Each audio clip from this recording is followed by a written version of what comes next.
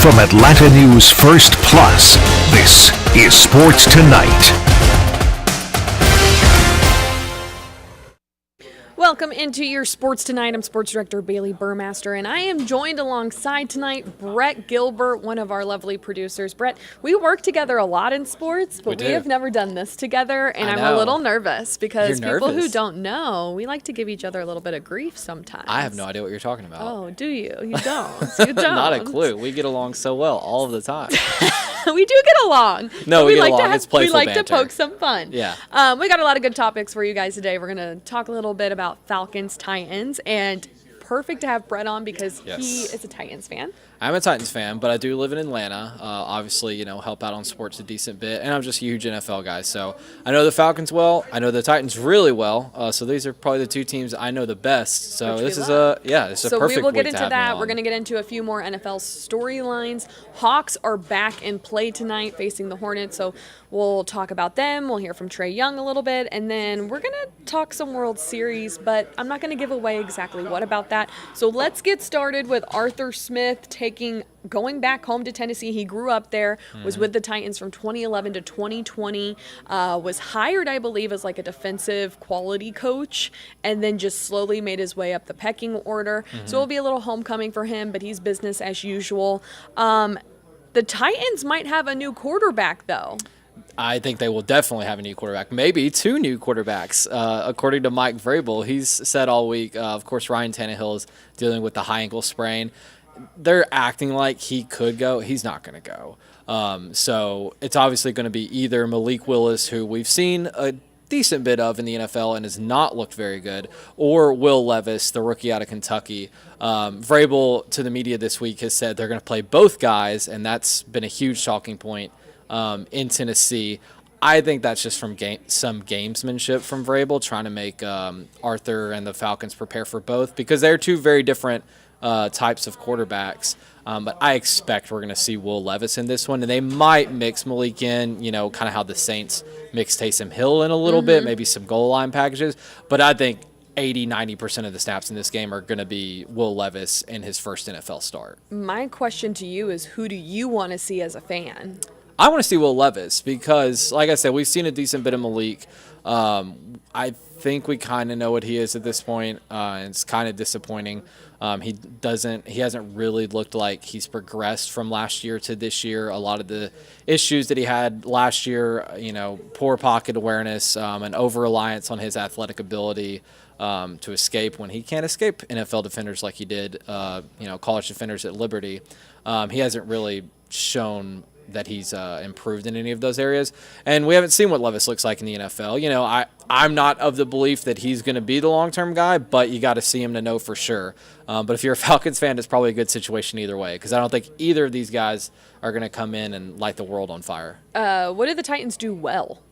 They stopped the run well. They stopped the run very well, which could, do well in this game, because obviously Arthur likes to run the ball with apparently 3 running backs, depending on the headache health. Well, we're going to talk about that in a second. But they stopped the run well.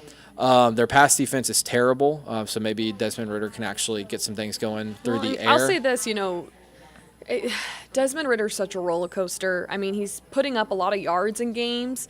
I feel like he's getting more comfortable in the passing game. But then he has 3 fumbles. You go from 3 interceptions to 3 fumbles. There's got to be more consistency, less turnovers. But it could be a decent matchup if they can get the pass game going. Who knows if Bijan's going to play.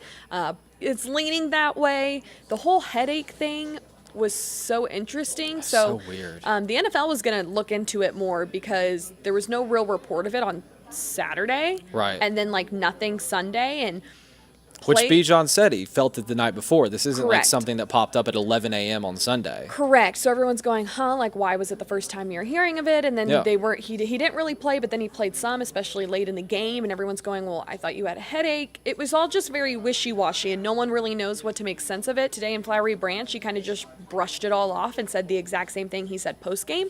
Yeah. So unless the NFL finds something, it might just be something that's tossed out the door. But I think it will. I mean, you can't.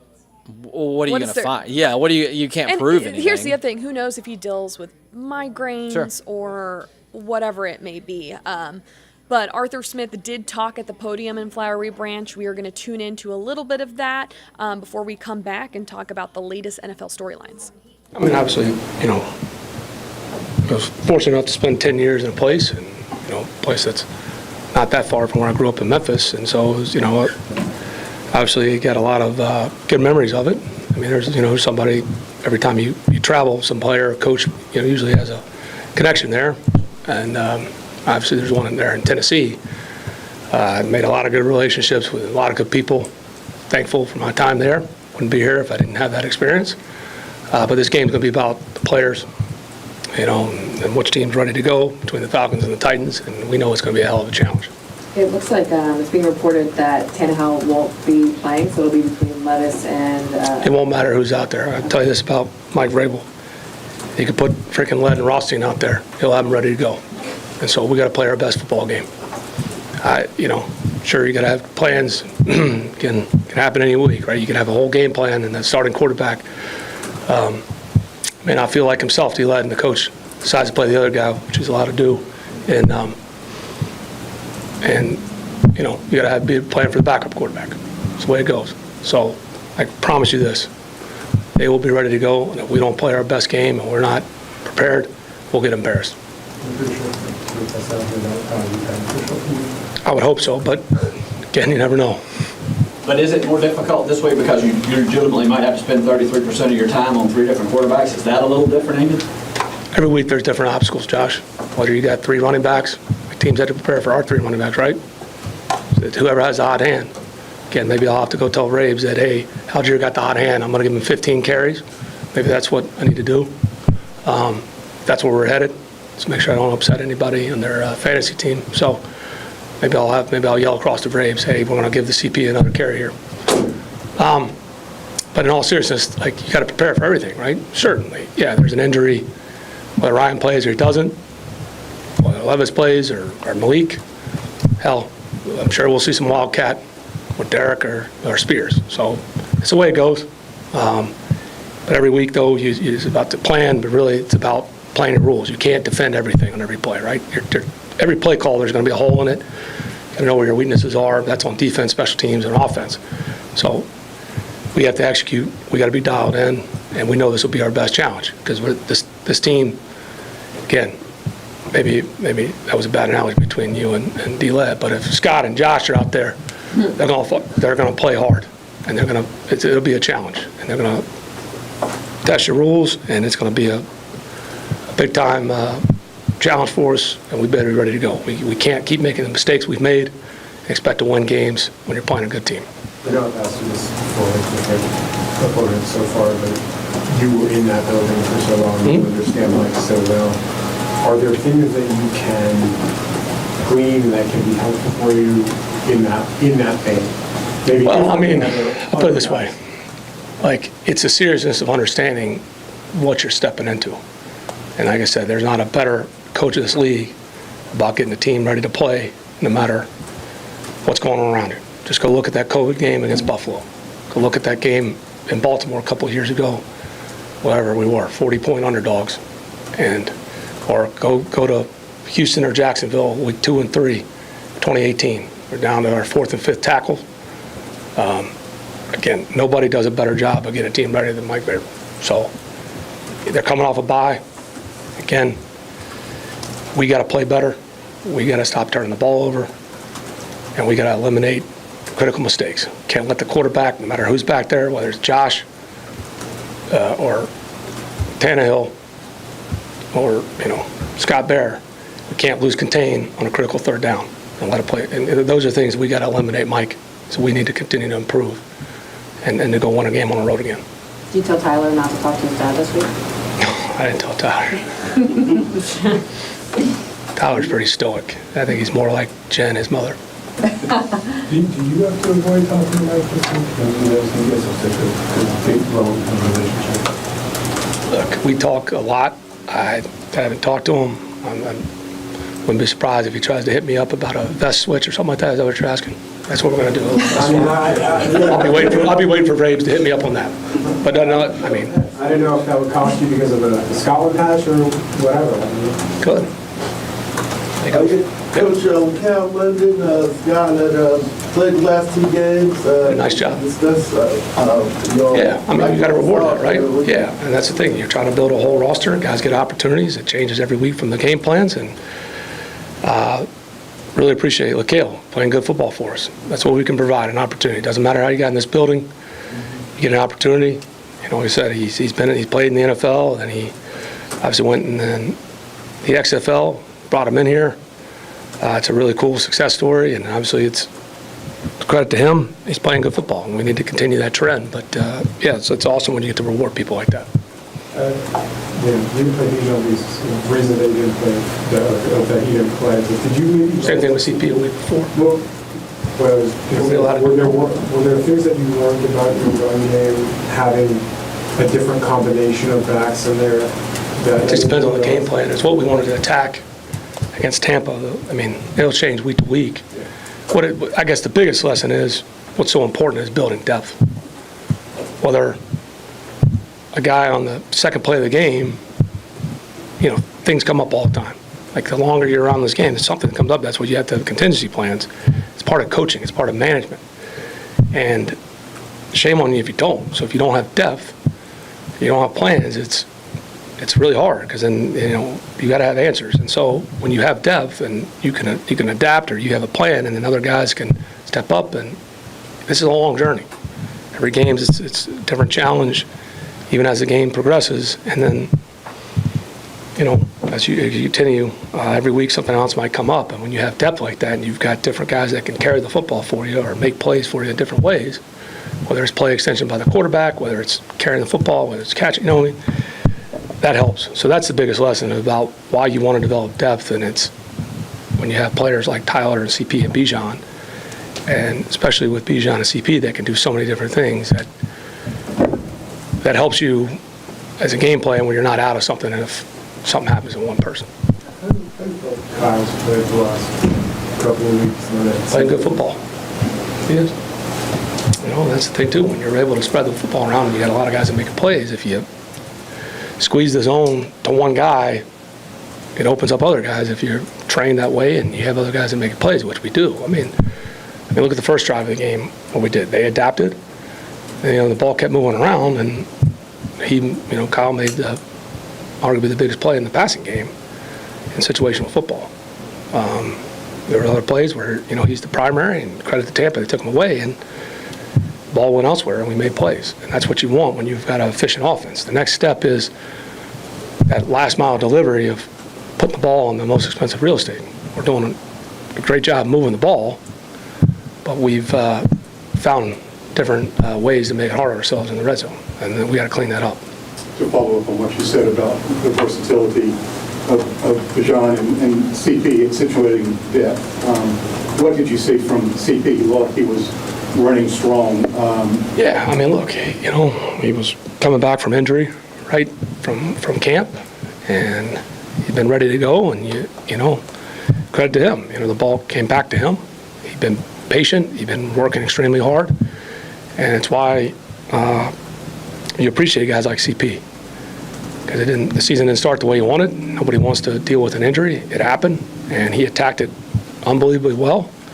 Again, the early part of the season, you know, he does a lot of things for us, but you're not in the mix because of an injury. And then, right, you get healthy, the ball comes back to you, and he took advantage of opportunities. And yeah, I mean, it's good when you got all these guys, and if you're keep improving, that's what you want to be. We want to be playing our best football, hopefully as we're winning and as we're going into the end of the year. But that was good to see. It really was. I assume his role was different than it would have been with Bijan having his normal work. Never know. Were you confident that CP was ready for that added share? I wouldn't put him out there. Well, you pretty much had to, right? I mean, you don't have to. I could have given the ball to Jono. We can go Wildcat. I mean, there's a lot of things you can do. You don't have to do anything. Like you gotta snap the ball. You gotta have 11 out there, and you have to try to go score. But there's no rule that says I have to give the ball a guy a certain ball. Like I said, if Mike's playing quarterback, we can put him at halfback too. Is that against the rule, or are we gonna have an inquiry? So. When comes with Desmond Ridder and his progression. The week before it was interceptions. This week it's fumble, but he's at least making different mistakes. Like if I recall, you want to see him just getting better, but making not the same mistake. Sometimes it's not all on the quarterback, but obviously as a team, even in some, it's a little things on defense and special teams, like we want to get better. Like, yes, you're happy when you win, but there's always things we got to improve. So it's not a catastrophe. I mean, we found a way to win, but you don't want that trend to continue, however they happen. So that was Arthur Smith. That matchup will come your way on Sunday. Let's head into some other NFL storylines. The first one, Brock Purdy in the concussion protocol. Got through Monday Night Football against the Vikings. Got through it. Kyle Shanahan says they're not really sure at what part he sustained that concussion, but started feeling symptoms on the plane ride. Now leaving backup Sam Darnold to possibly play. What do you make of all of this? I mean, I don't really make anything of it. I believe that, he got concussed, and Sam Darnold will probably come in and look okay, because most quarterbacks look at least okay in the Shanahan system, and then, Purdy will probably be back in a week later. The timing is just interesting because, there was a few weeks into the year, there were a lot of people on the Purdy MVP train. My brother is one of them. He's like the biggest Purdy fan you've ever met in your life. I mean, are there people who hate Brock Purdy? I don't think there's people that hate Brock Purdy, hard for but the Brock he's Purdy like, train. he should be leading all MVP odds, everything. I'm like, let's relax a little bit. And then the last 2 weeks, you've kind of seen a bit of a regression there. So, he's kind of fallen off, and then this happens. It's not great timing for the Niners, but I expect he'll be back next week. I'm with you, and I don't know, thinking about how Brock Purdy runs the 49ers offense versus Sam Darnold. Yeah. All right, let's talk about the next subject. The NFL is installing hybrid fields for November games in Frankfurt, Germany. Obviously, been doing some of these international games, a lot of them in London. There's been a lot of talks about turf, the artificial grass, real grass, whatever you name it, slipping, injuries. I'll ask you before we dive into this, are you team turf, no turf? Where do you stand on this? Because this is a hot topic in NFL. I am not educated enough to take like a really hard stance. I do know that the players say that they prefer grass. I know there's several different types of turf, some better than others, something about the slits. I heard the Kelsey brothers talking about it. But I mean, I watched that Buffalo Jaguars game in London, and I saw the Bills lose half their defense because guys were sliding around, couldn't get their footing. So yeah, I'd like to see some type of improvement over there. So on November 5th, that game will be between the Chiefs and Dolphins. What a game that will be. And then the Patriots and Colts will play in the same stadium a week later. And all of this was the first game ever in Germany. Players and coaches from the Bucs and Seahawks complained about the surface, and the game caused enough damage to the grass that it had to be completely replaced, which is where some Bundesliga games have been played. This is my take on the whole grass, turf, what be it. We do realize this hasn't really been a discussion until like the last couple of years. You don't think so? No. What you mean the last couple of years? Like, yeah, like I feel like it's picked up a lot in the last 5 years. Yeah. And it's okay, very yes, easy I to point agree. fingers of injuries because it's turf or grass or whatever. I do think it's overblown. I think so too. Like what I'm trying to get at is there used to be a time in football or any sport where it's like you don't get a choice. Play the game. It is what it is. Like where the cards fall, the cards fall. I don't ever think a lot of the times injuries happen because one, it's just a violent sport, but two, you never know how you're cutting. If you're tearing ACLs, it's usually because you don't strengthen certain muscles enough. Now these guys are top tier athletes, but I'm getting into the nitty gritty of it. I don't know. I think it's totally overplayed is probably what I'm just getting at. I think it's overplayed too, but I do think there's a little something to it. I don't think it makes as big of a difference as a lot of fans would like to believe, but I do think it makes a little bit of a difference. Okay. Next storyline within the NFL this week, and it's been one for the last couple weeks. There's an interesting situation, as usual, brewing in Cleveland with the Browns. So they paid Deshaun Watson $230 million. He played 6 games last year, struggled, had a full off season. There's no more excuses. Now there's a shoulder injury. And it's been wishy-washy between the GM, the head coach, And what Watson has said, he hasn't played. Then he played this last weekend. He was awful. Yeah. Now PJ Walker is going to start again over Watson as he rehabs his shoulder. It's to focus on that rehab instead of practicing with the team. Apparently he has a rotator cuff strain in his throwing shoulder. That's what caused him to miss the 2 games, but now they're swelling.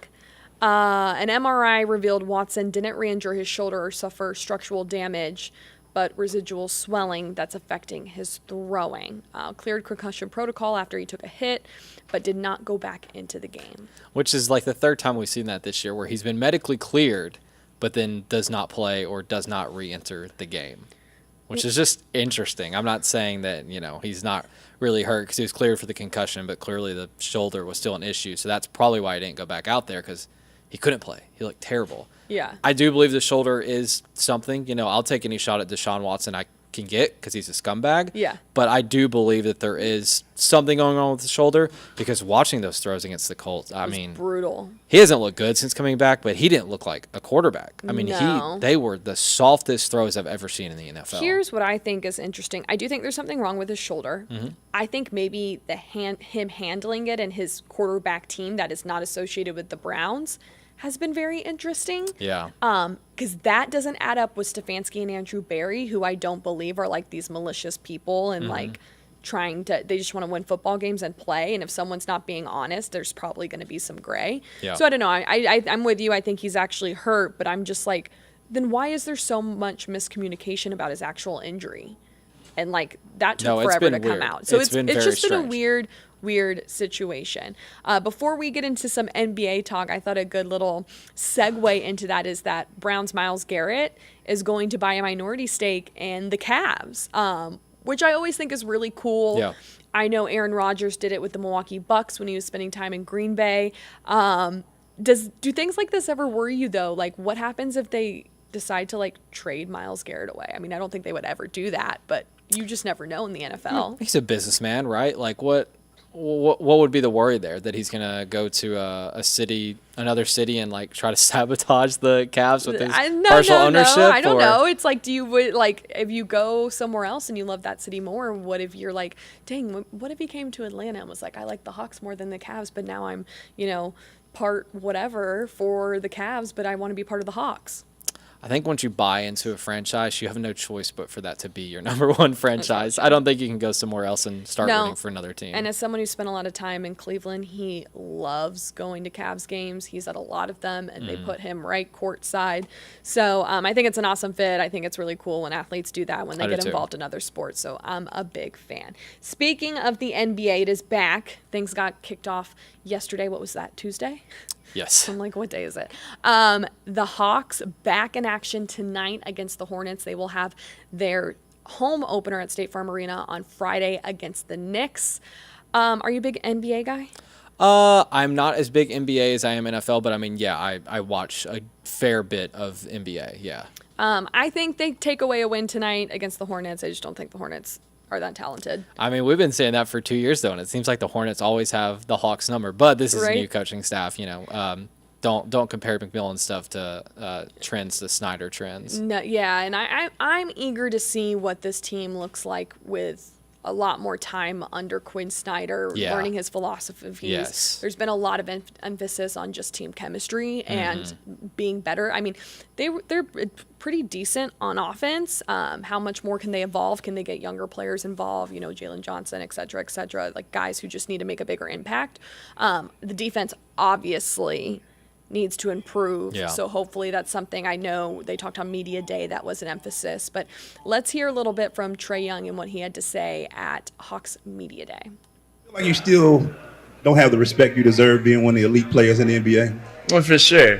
I mean, that's just, if you don't think I've been disrespected, I mean, you're just not telling the truth. But I mean, it's okay. For me, I just want to go out there and keep the main thing, and it's winning. And I know when I win a championship, all that's going to take care of itself. So I don't really care about anything else. I just focus on my team, and I'm ready to win. So this will be your first full season under Coach Quinn. What are some ways in which you're looking for your game to grow this season so we can have you back on that NBA All-Star team?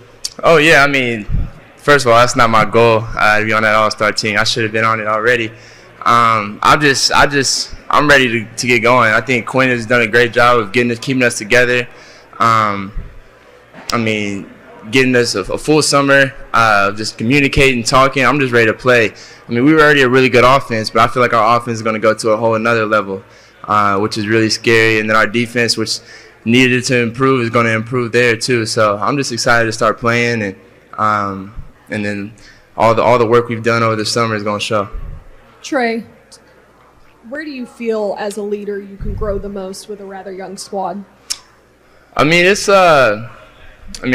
continuing to grow as a leader every day. I think the more you go through, for me now, I'm about to be in year 6. I've been through a lot, more than a lot of these young guys. I can be more of a leader. I can give these guys little tidbits here and there on how the season goes, back-to-backs, how long of a season it is, and what's important. And it's making sure you have a high seed whenever the season is over with and playoffs start. So that's got to be our mindset. We got to be ready. And I know we got a young team, but I ain't looking for no excuse this year. So I'm ready to go out there and play. Trey, on your podcast from June 1st, you said bringing Coach Snyder halfway, I think, is a game changer for us.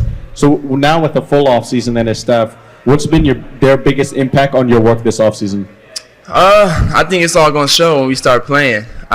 You'll see the type of offense we have, the way we play. The continuity and what we play and which we play. It's going to be fun. Like I'm ready to get going, and we put in a lot of work this off season, so it's going to show. So we will have highlights of that game tonight at 11 on Atlanta News First, so make sure to join us there. To wrap up one of our topics here, the Rangers and Diamondbacks are in the World Series. Phillies are out. Braves fans are probably very happy. Very happy to hear about that. With that said, the quick question for you, Brett, is do you think this is an exciting matchup and it's good for MLB, or do you think it's missing a team like the Yankees or someone of a bigger caliber? I think I'm a pretty big baseball guy. As someone who's already plugged into baseball, I love it because let's see some new blood. I'm sick of seeing the Dodgers and the Astros, even the Braves there at the end every year. But from a standpoint of trying to grow the sport, probably not the best matchup. Most people outside of baseball couldn't name you anyone on the Diamondbacks. Maybe Evan Longoria. The Rangers got some studs, but neither of these teams are star-studded to people outside of baseball. So no, I think it's probably going to be a pretty low-watched World Series, unfortunately. Probably because just growing the sport, I'm with you. But I do think someone who follows baseball, I do enjoy the smaller, and I hate saying smaller, but you get what I'm saying. No, absolutely. Teams that maybe don't pull the weight that maybe other teams do, whether it is the Dodgers, Yankees, et cetera, et cetera. Yeah. So I think it's exciting because both of these teams did not do very well last year. And now they're going to the big game against each other, so it will be interesting. A quick prediction: Rangers or D-backs? Rangers got too much talent. Rangers in 6. I think I'm going Rangers with you as well. All right, we're gonna wrap it up here. What is on your mind, Brett? My fantasy football team is 0-7, and I lost by 10 points because of Bijan Robinson. So I'm in that camp this week. I think I'm 4-3. I'm having a terrible year. Most in points against, it's awful. For me, what is on my mind, I am a hockey girl. I enjoy hockey a lot, and the Bruins are undefeated at the moment, just rallying through right now. I also love that Brad Marchand is just an absolute menace to Connor Bedard every time they play. It is hysterical. Like, he's just trying to make Connor irritated, and you can just see Connor like, I'm not doing anything, bud. Marchand's an ultimate troll. I love him. He's one of my favorite players. You either love him or hate him, and I am a psycho who loves him. I'm on the other camp. Maybe that will be one of our topics next time we do this, is how much do you hate Brad Marchand. But that will do it for this edition for Sports Tonight. I'm Bailey Burmaster alongside Brett Gilbert. Make sure that you guys continue to join us here. We'll have more as we get throughout the week. But for now, have a great night. See y'all.